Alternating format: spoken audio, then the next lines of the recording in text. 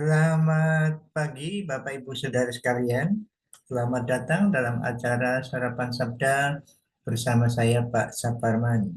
Sarapan kita pada pagi hari ini diambil dari Yohanes 9. Yohanes 9 cerita mengenai orang buta sejak lahir yang disembuhkan oleh Tuhan Yesus.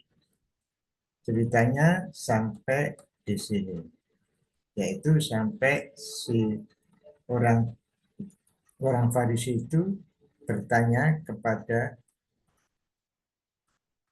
orang tuanya untuk memastikan siapa orang buta itu. Apa betul orang buta yang sudah disembuhkan itu betul-betul memang yang disembuhkan Yesus atau bukan. Tetangganya ada perdebatan, kemudian orang Farisi juga ada perdebatan. Lalu beginilah kata orang Farisi itu kepada orang tuanya, menanyakan kepada orang tuanya. Katanya demikian, tetapi orang-orang Yahudi itu tidak percaya bahwa tadinya ia buta dan baru dapat melihat lagi sampai mereka memanggil orang tuanya dan bertanya kepada mereka, inikah anakmu yang kamu katakan bahwa ia lahir buta? Kalau begitu bagaimanakah ia sekarang dapat melihat? Dan orang tua itu, yang kami tahu ialah bahwa dia ini anak kami dan bahwa ia lahir buta. Tetapi bagaimana ia sekarang dapat melihat, kami tidak tahu. Dan siapa yang memelekkannya matanya, kami tidak tahu juga. Tanyakan kepadanya sendiri, ia sudah dewasa. Ia dapat berkata-kata untuk dirinya sendiri. Orang tuanya berkata demikian karena mereka takut kepada orang-orang Yahudi. Sebab orang-orang Yahudi itu telah sepakat bahwa setiap orang yang mengaku dia sebagai Mesias akan dikucilkan. Itulah sebabnya maka orang tuanya berkata, ia telah dewasa, tanyakanlah kepadanya sendiri. Bapak Ibu Saudara sekalian, orang tua ini memang mengaku dia sebagai anaknya. Tetapi proses buta menjadi melihat, dia tidak mau menjawab. Katanya tidak tahu juga. Tetapi si Yohanes, si penulis kitab suci ini menjelaskan demikian tadi. Dia mengatakan sebab itu.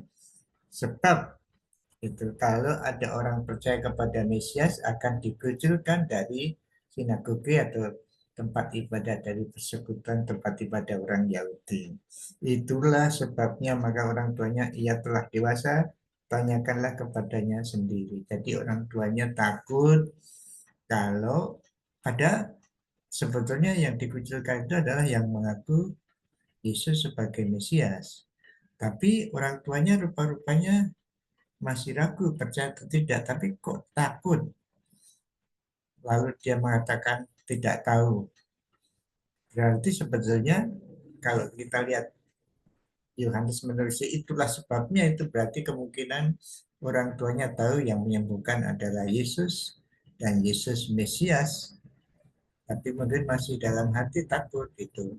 Sehingga dia menjawab supaya bertanya sendiri.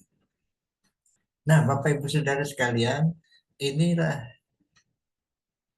ketakutan akan dikucilkan, dipisahkan dari lingkungannya, dipisahkan dari komunitasnya, oleh karena mempunyai pengalaman atau oleh karena percaya kepada Tuhan Yesus sebagai Mesias.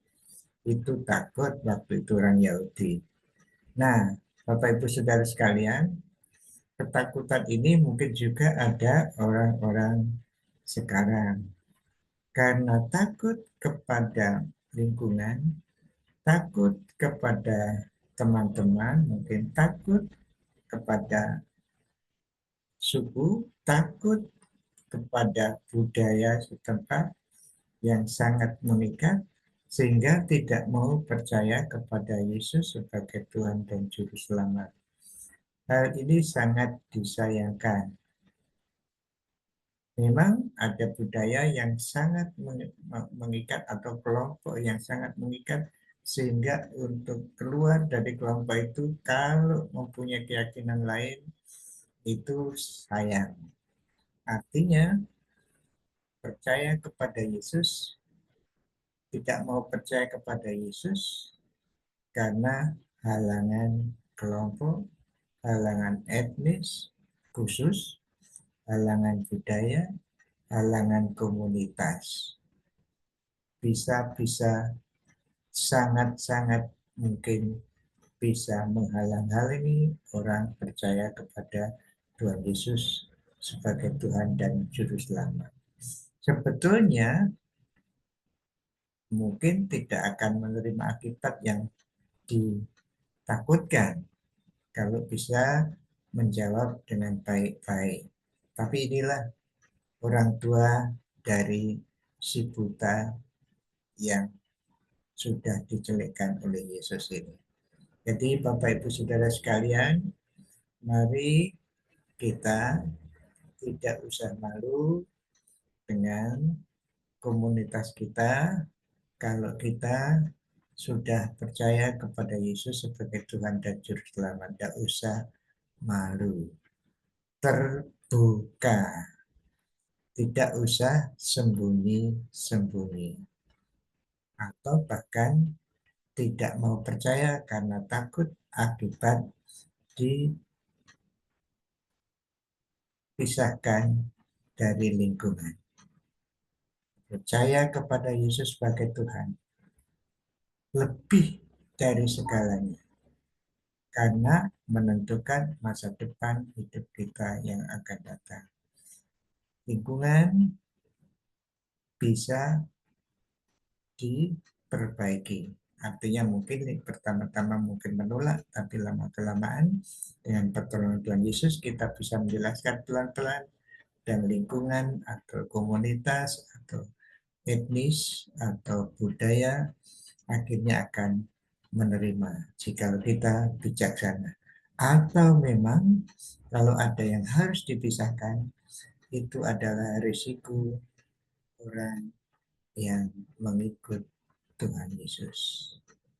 Saya harap Bapak Ibu Saudara sekalian yang dikasih Tuhan yang sudah menerima Yesus sebagai Tuhan dan Juru Selamat, kalaupun saudara mungkin belum diterima oleh lingkungan saudara, keluarga saudara, tradisi saudara, bersabarlah. Minta pertolongan Tuhan untuk memberi kekuatan, terus pegang keyakinan Bapak Ibu Saudara dan saya. Mari kita berdoa untuk saudara-saudara kita yang sulit percaya oleh karena lingkungan atau karena budaya. Tuhan Yesus, kami bersyukur Engkau datang menyelamatkan kami. Tapi kami berdoa untuk saudara-saudara kami yang mungkin pernah mendengar kabar baik Injil Tuhan Yesus Kristus, namun tidak mau percaya atau sulit untuk percaya karena lingkungan yang sangat kuat mengikat. Kami berdoa untuk lingkungan-lingkungan yang seperti itu, etnis atau budaya ataupun teman kelompok.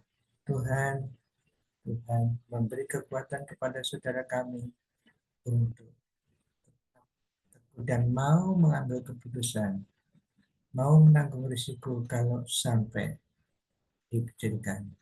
Oh Tuhan, kami berdoa untuk orang-orang yang seperti ini yang sulit untuk meninggalkan lingkungan untuk percaya kepadamu.